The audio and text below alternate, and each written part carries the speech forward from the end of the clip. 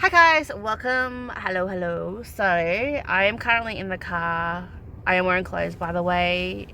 I just went, took Isabel swimming because it is 30 degrees today, and she did swimming lessons last year. But just, I haven't made any plans to continue this year, or whether I should switch to like one of those survival private ones, because she goes to just the local pool on weekends where she just learns how to paddle and, just love water. So I haven't decided whether I'm going to send her this term to another one or continue with that, but I thought it would be good to just take her once in a while, every week or two, just so she doesn't forget about the water and likes it. But yeah, so we just got back, but she fell asleep in the car, so I thought I might give her a little nap before I take her out and run some errands. So while I'm in the car, thought I'd do a little chit chat with you guys, discuss, the weather, how things are going, and just get a few things off my chest, because as you'll know, Australia is currently in the middle of bushfires. And if you don't know, I don't know where the fuck you've been, because it's pretty big, and I didn't realize how big until a couple of days ago.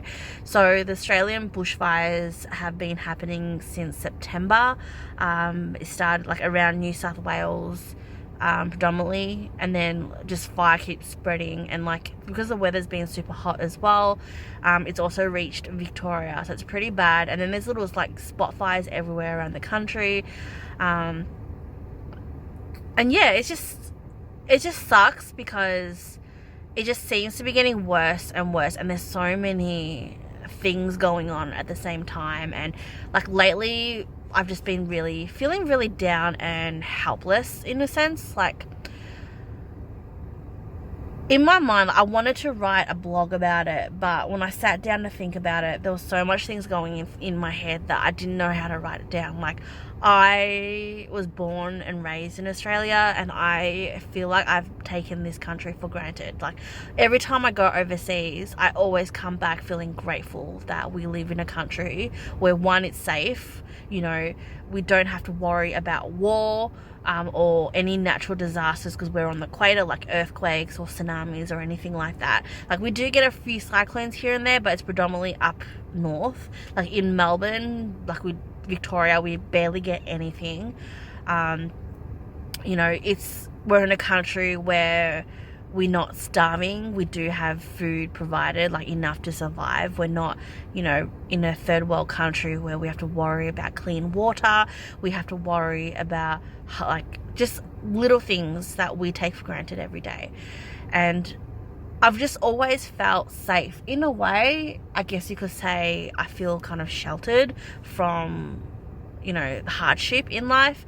Like, even though my parents came as refugees, like, they've had their own struggles within Australia, but nothing compared to what other people go through around the world. And I definitely take that for granted. But to have this happen in your own backyard, like, I did not know how big of a disaster it was in Australia. This is probably one of the biggest I've ever gone through. Like, we've had bushfires every couple of years, like major ones outside, like the outskirts of Victoria, or in other countries, but I've never really had something that's hit so close to home. Mind you, I do live in Melbourne, so we're not thank God I'm not in the middle of bushfire. It's not directly impacting me, but the past couple of days, when the weather keeps changing, it has brought on a lot of smoke all over Victoria, even hitting Melbourne. It's just covered in smoke everywhere, especially when there was like the rain. It also brought on a lot. So I guess, I also feel grateful, and at the same time guilty that there are other people out there that are literally losing everything, and it totally sucks. I want to do more to help, because, they are neighbours, they are Australians, they are, our extended family. Like, but I just don't know what I can do. There's plenty of organisations, and this is what I also have trouble, I guess.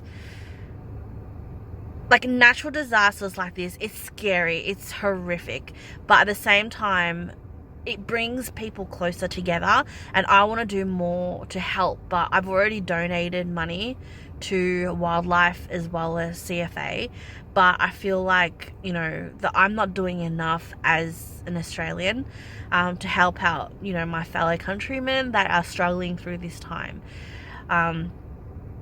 It also sucks as well. Like, I'm so grateful that there are a lot of people on board and also helping out with donations. Like Celeste Barber, oh my gosh, she's a legend, like over 40 million plus. Like, she has raised more than what the government's providing, more than like all celebrities combined, giving money. It is just amazing, like the stuff that she does and gets everyone on board to chip in. And like, if everyone donates at least $1, like all Australians donate $1, and you know, I understand it's tough. I feel like it's tough. I want to do more, but I'm financially struggling myself. But we also understand there are people that are worse off, so we scrummed up like our savings to give a little bit to help out in that sense. It also sucks as well, like, I don't want to be really negative about the whole situation, but there's so many, like, I don't know, like, for me personally, I feel like everything is, with things like this happen that should bring people closer, it also brings a lot of, I guess, selfishness as well. Like, seeing online, especially social media, like times like this where, you know, people share it, which is a great thing, but at the same time people also abuse it as well. Like, there's a lot of people sharing the same donation sites, but there's also people sharing different ones or coming up as scams where it's actually not being donated.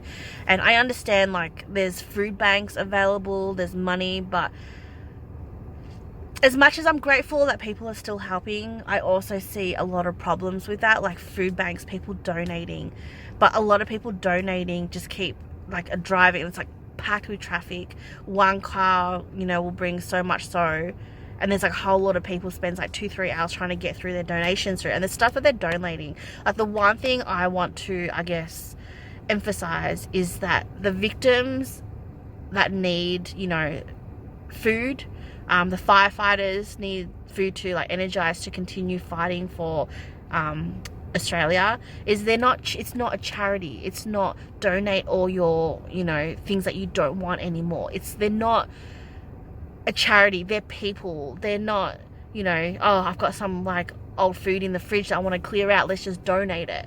You know, these are people that are fighting for us, and they don't deserve seconds, if that makes sense. Like, I don't know if I'm saying this right, but I feel like a lot of people may take disadvantage. Oh, we'll just donate our old clothes, whatever's just left over, give it out, or what. So I don't know what the future will hold when this all, I guess, hopefully settles and clears, how the government, how we will, I guess, rebuild as a community.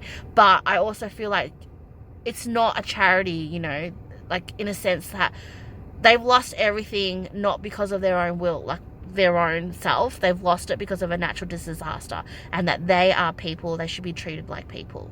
Sorry, I just got a call. Another thing as well is, like I said, like, a lot of donations are really great. I think donations are probably the best because they can go into funding the correct equipment and the correct, I guess, tools to be able to rebuild, and also that money spent in resources to support families that have been directly impacted by the disasters, and just help rebuild, you know.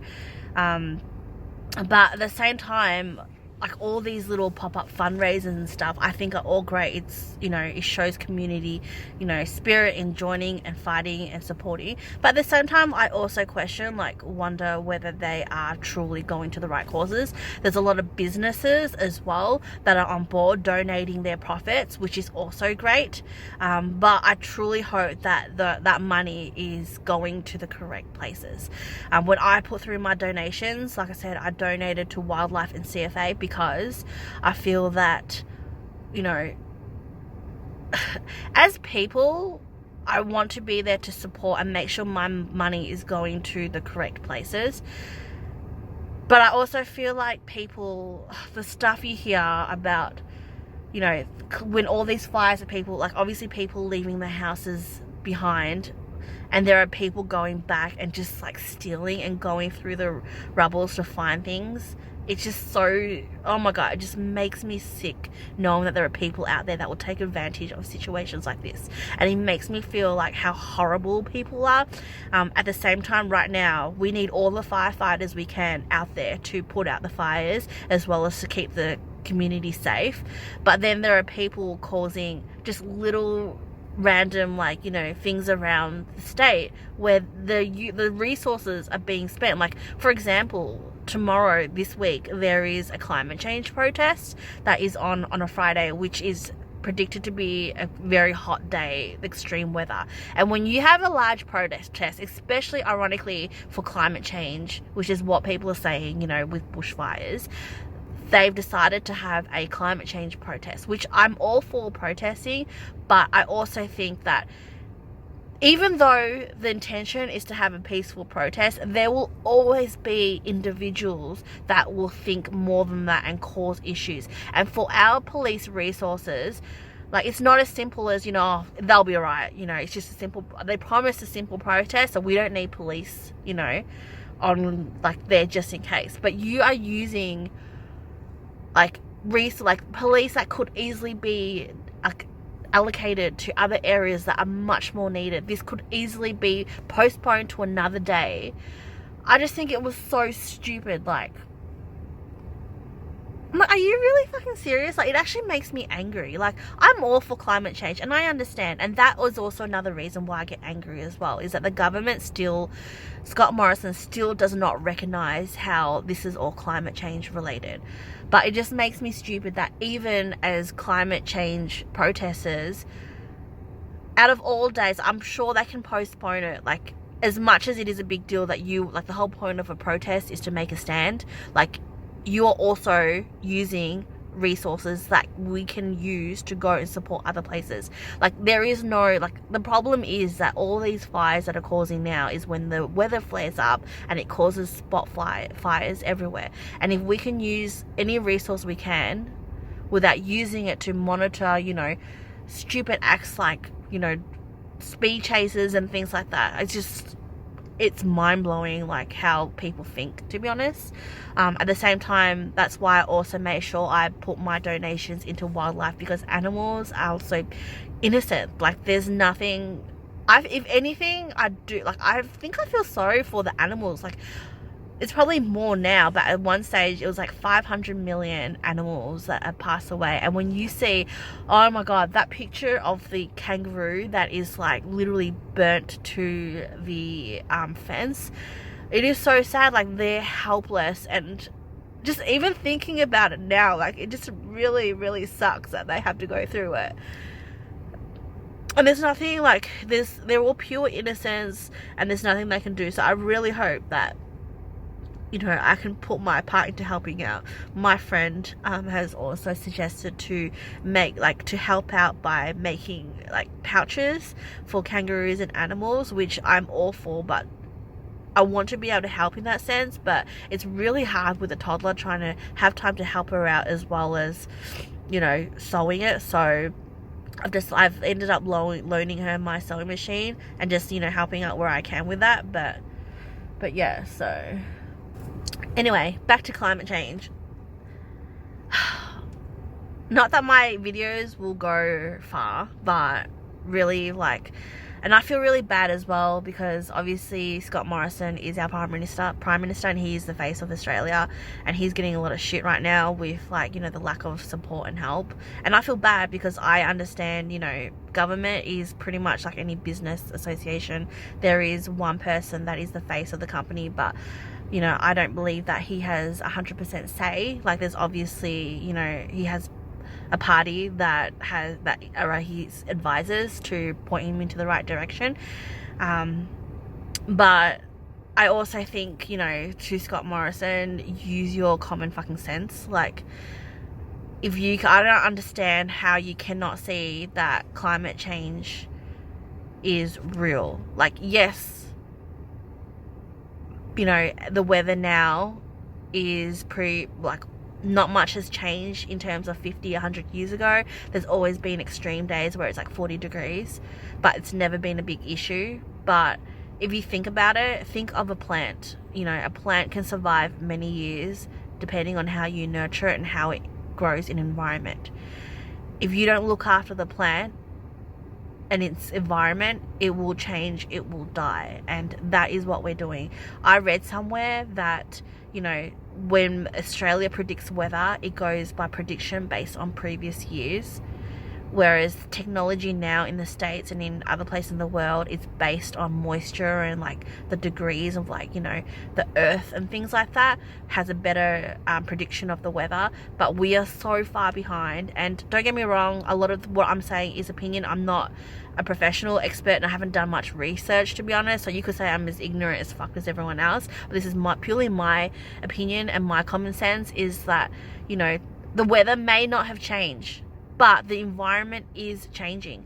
I've noticed, you know, living here my whole life, that in summer the weather's always been hot around December, January, but usually cools down by February and March. But now, as the years go past, that is the hottest time, February and March. If we're going through bushfires now, what's going to happen in March and February, where the weather will get hotter and hotter?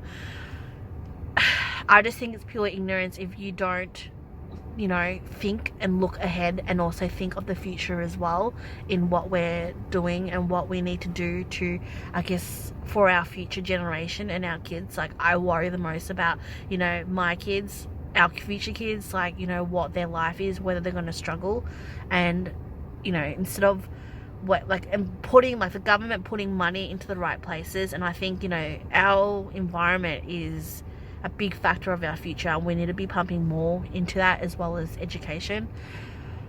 But yeah, so I'm just rambling right now, but I just had to get that off my chest, because it's just been, it sucks to be in Australia right now, like with all the fires. And I understand, you know, around the world there are other issues, but I guess what I'm trying to say is that from someone that has never experienced this, I get it, I understand, and as humans, I think we should do more to be able to support each other and just be nicer, you know? In general, just be nicer.